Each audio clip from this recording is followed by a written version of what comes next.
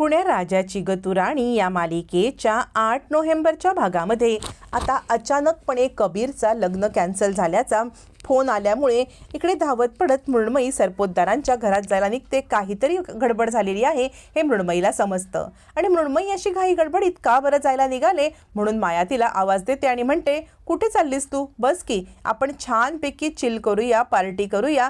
कुठे जाणं चाललंय? याच्यावरती मृण्मयी म्हणते, मी आत्तूकडे चाललेली आहे.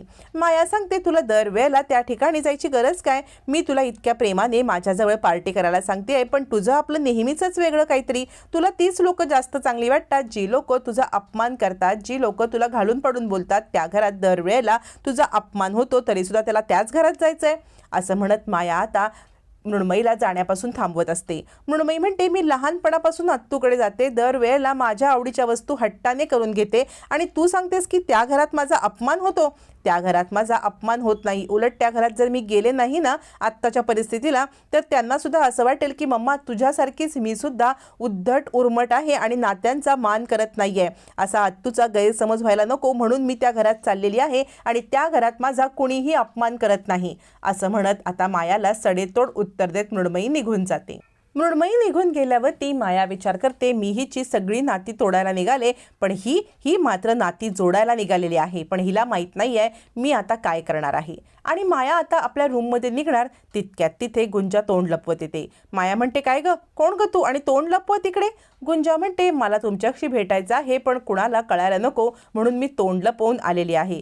त्यावरती माया म्हणते, का ग, काय झालं? याच्यावरती गुंजा म्हणते, मी इथून कायमची निघून चाललेली आहे. मी हे सोडून निघालेली आहे, पण मला काही पैशांची गरज आहे आणि त्यासाठी मी तुमच्याकडे आलेली आहे. याच्यावरती माया म्हणते, अरे वा, म्हणजे आलीस की आपल्या मूळ पदावरती. ठीक आहे, तुला किती पैसे हवेत तेवढे बोल, 5 लाख 10 लाख जितके पैसे हवेत तितके पैसे घे, पण माझ्या मृण्मयी आणि कबीरच्या आयुष्यातून कायमची निघून जा. याच्यावरती गुंजा म्हणते, मला 5 लाख रुपयांची गरज आहे. माया म्हणते, दाखवलास ना चीपपणा, म्हणजे तुला देताना तर पैसे सोडच पण घेताना पण पैसे जास्तीचे घेता येत नाहीत का ग? असं म्हणत माया तिचा अपमान करते आणि म्हणते, ठीक आहे, लवकर तुला बरं सुचलं, नाहीतर उशीर झाला असता. पैसे घेऊन निदान इथून निघून तरी जा. असं म्हणत मुद्दाम आता इकडे माया गुंजाचा अपमान करत असते आणि गुंजाला पैसे देऊन तिकडून पाठवत असते. गुंजा विचार करते, साहेबा, तुझ्या माझ्या नात्याची मी किंमत लावलेली आहे, पण हे सगळं तुमचं आणि मृण्मयीताईचं नातं वाचावं म्हणून मी हे करत आहे. माझ्याकडून काही चूक होत असेल तर मला माफ करा. मग आता माया वरती जाऊन 5 लाख घेऊन येते आणि ते गुंजाकडे देत म्हणते, हे 5 लाख रुपये घे, पण खबरदार, पुन्हा जर इकडे कुठे तोंड दाखवलंस तर गाठ माझ्याशी आहे. असं म्हणत ती गुंजाला धमकी देते. तोपर्यंत इकडे विजयाने घर संसार वेगळा मांडण्याचा निर्णय घेतल्यावरती मधू चिडलेली असते. तिला स्वतःला वाईट वाटत असतं. मग मधू म्हणते, वहिनी, हे बघा, प्रत्येकाला वाटत असतं की संसार आपला वेगळा असावा, पण हा अशा पद्धतीने संसार वेगळा करणं हे मला चुकीचं वाटतंय. आणि तितक्यात तिथे मृण्मयी येते आणि हे सगळं ऐकते. अच्छा, म्हणजे कबीरने लग्न मोडण्याचं कारण हे आहे, तर घरामध्ये लग्नाच्या पैशावरून काहीतरी वाद झालेत आणि काका काकू वेगळा संसार थाटत आहेत. हे सगळं मृण्मयीला समजतं. मधू म्हणते, तुम्ही असं ना चिडून घर वेगळं करू नका. तुम्ही घर वेगळं करायचं आहे ना तर आपण आनंदात वेगळं करूया, कारण या घरात मी जेव्हा पहिल्यांदा आले ना तेव्हा माझ्या पायावरती पाणी टाकायला तुम्ही होतात. त्यामुळे असं भांडून आपण घर वेगळं करण्यात काही अर्थ नाही. वहिनी, समजून घ्या ना मला काय म्हणायचं आहे ते. असं म्हणत आता बिचारी मधू विजयाला समजवण्याचा प्रयत्न करत असते. मृण्मयी हे सगळं ऐकत असते आणि ती समोर येते आणि म्हणते, काकू, ज्याप्रमाणे मी आत्तूला माझी सासू मानते ना, तुम्ही सुद्धा माझ्या सासूच आहात. मी तुम्हाला पण सासूच मानते. लहानपणी मी इथे जो वेळ घालवला ना तो माझ्या लहानपणाचा सगळ्यात आनंदाचा क्षण होता. मला असं वाटलं मी लग्न करून इकडे येईन ना तर मला माझं बालपण जगता येईल. मला माझं बालपण पुन्हा जगायचं आहे. आत्तू, मला माझं बालपण पुन्हा जगायचं आहे. काकू, तू मला एक सांग ना, मी जेव्हा इथे लहानपणी यायचे तेव्हा तू आम्हाला सुंठीच्या गोळ्या करून खायला द्यायचीस आणि त्यावेळेला मला तुझं खूप आवडायचीस. तोपर्यंत गुंजा पैसे घेऊन निघालेली असते.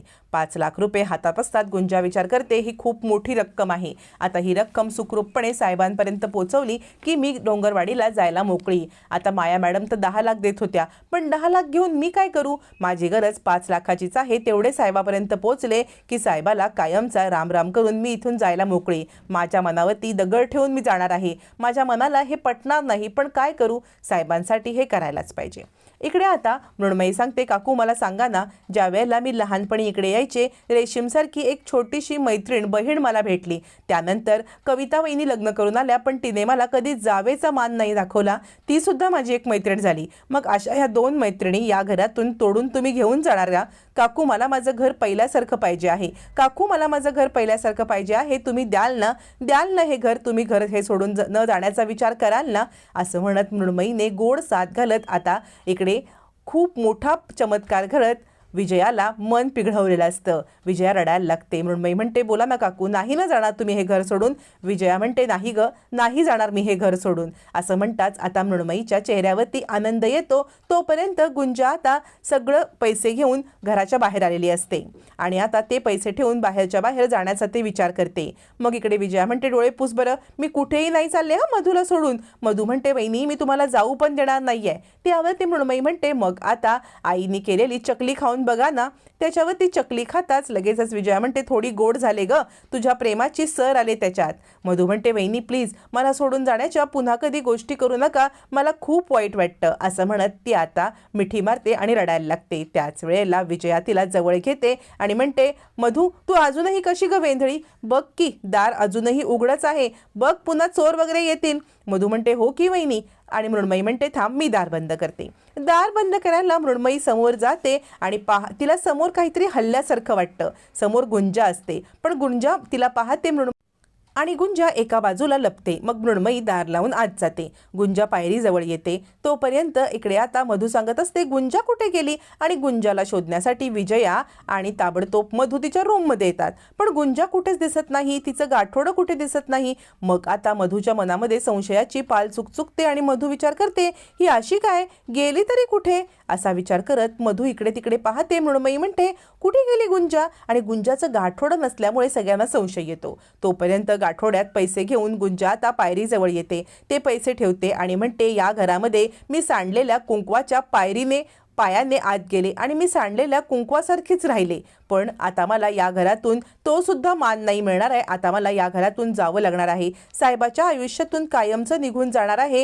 हे पैसे साहेबांपर्यंत पोहोचले, त्यांचं लग्न झालं की माझा हेतू सफल झाला. असं म्हणत गुंजा आता घरावरून हात फिरवते, पैसे समोर ठेवते आणि मनावरती दगड ठेवून मी जात आहे साहेबा, असं म्हणते. तोपर्यंत घरामध्ये सगळ्यांना समजतं की गुंजा ही गायब झालेली आहे. मग त्यावेळेला कबीर म्हणतो, अशी कुठे गेली गुंजा? रेशीम म्हणते, गेली असेल डोंगरवाडीला.